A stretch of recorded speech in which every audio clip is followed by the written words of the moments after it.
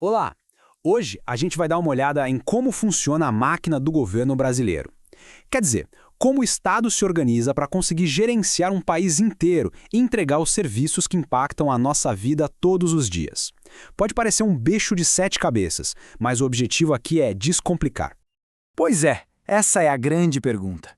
Afinal, como é que essa engrenagem toda funciona?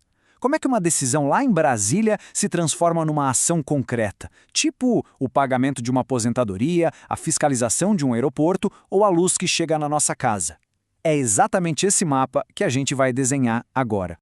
E para a gente ter um foco, olha só o que esse gráfico de uma análise da FGV mostra para a gente. Fica claro que as entidades especiais, como as autarquias e as empresas estatais, são as maiores fatias do bolo, com 35,3% e 24,6% respectivamente. Juntas, elas são mais de 60% de tudo. Por isso, vamos dar uma atenção especial a elas. Mas primeiro, a gente precisa entender os conceitos que estão por trás de toda essa estrutura. Certo.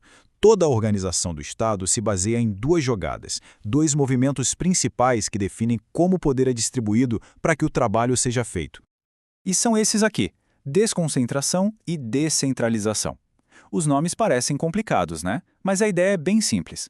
Na desconcentração, o poder é distribuído internamente dentro da mesma empresa, digamos assim. Na descentralização, o Estado vai lá e cria uma empresa nova para cuidar de uma tarefa. O ponto-chave aqui é a relação. Numa, a gente tem hierarquia direta. Na outra, o que existe é uma supervisão. Vamos olhar primeiro para a desconcentração. É exatamente como uma grande empresa que cria seus departamentos. Um ministério, por exemplo, é um órgão criado por desconcentração. Ele não tem vida própria, um CNPJ só dele. Ele é parte da União, está sujeito a uma hierarquia direta, do mesmo jeito que o departamento de marketing responde ao presidente da empresa. Agora, a descentralização. Aqui, a analogia da subsidiária é perfeita. O Estado decide que uma tarefa, tipo cuidar da previdência social, precisa de mais autonomia. Então, ele não cria um departamento. Ele cria uma nova pessoa jurídica, como o INSS. É uma entidade separada, com patrimônio próprio, com gestão própria. Ok, com esses dois conceitos em mente, vamos olhar para a primeira parte da estrutura, que é o resultado direto da desconcentração, a chamada administração direta. A administração direta, falando de um jeito bem simples, é o cérebro do governo. É o conjunto dos órgãos que formam o núcleo central da União, dos estados, dos municípios. Eles não têm personalidade jurídica própria e estão todos ligados por hierarquia. É aqui que a desconcentração acontece na sua forma mais pura. Só que, claro, o governo não dá conta de fazer tudo a partir da sua sede. Por isso, agora vamos conhecer a família estendida, a administração indireta, que nasce justamente da descentralização. E o porquê da administração indireta é a chave de tudo. Certas atividades, sejam serviços públicos muito específicos ou mesmo atividades econômicas, simplesmente funcionam melhor com autonomia. A descentralização permite criar essas entidades mais ágeis, mais especializadas. E aqui estão os principais membros dessa família: as autarquias, as fundações públicas, as empresas públicas e as sociedades de economia mista. Cada uma tem, digamos, uma personalidade e um propósito bem diferente, mas todas, no fim, estão ligadas ao Estado. O legal dessa tabela é que ela resume as diferenças de um jeito muito claro. Repara só, a autarquia de direito público, criada para serviços típicos de Estado. Já a empresa estatal é de direito privado para atuar na economia. A fundação pública fica ali no meio termo. Essa tabela mostra bem a flexibilidade que o Estado tem para agir. Beleza! Agora vamos dar um zoom em alguns desses atores, começando pela figura mais clássica de todas, a autarquia.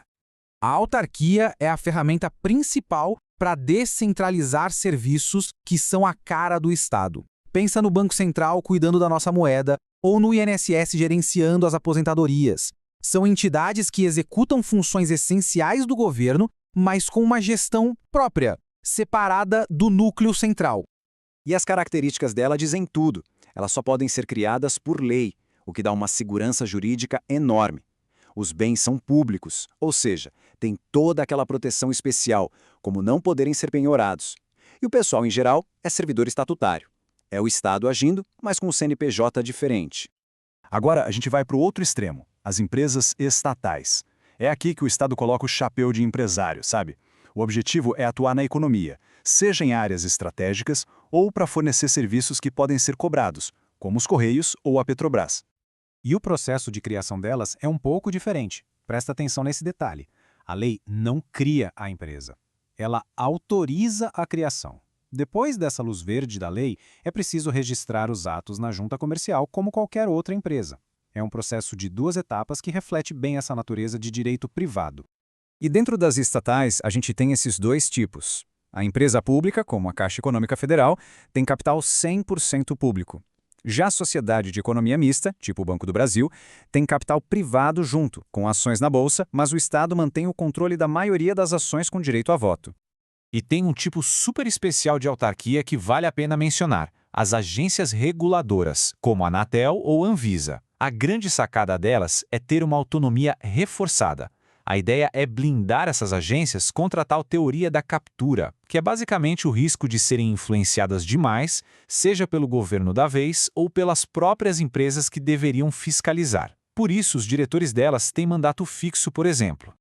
Bom, depois de olhar para essa estrutura toda, dos órgãos lá da administração direta até as estatais, um tema começa a ficar bem claro, né? É um grande e constante ato de equilíbrio. E como é que a sede do governo garante que as subsidiárias não saiam dos trilhos? Através do controle de tutela. Mas atenção, isso não é hierarquia. O Ministério Supervisor não pode dar ordens diretas sobre o dia a dia de uma autarquia. Ele só verifica se os objetivos para que a entidade foi criada estão sendo cumpridos. É um controle de finalidade. Então, se a gente pudesse resumir tudo isso numa ideia central, seria esta: a organização do Estado brasileiro é uma negociação constante. De um lado, a necessidade de ter controle, de garantir que as políticas públicas sigam uma direção; do outro, a busca por agilidade, especialização e eficiência, que muitas vezes só a autonomia pode trazer. E isso nos deixa com uma pergunta para refletir. Com o mundo mudando tão rápido, com a digitalização de serviços, a inteligência artificial, como essa balança entre controle central e ação descentralizada vai precisar se ajustar? Onde vai ser preciso mais autonomia e onde vai ser preciso mais controle? A resposta para essa pergunta vai definir a cara da administração pública nas próximas décadas.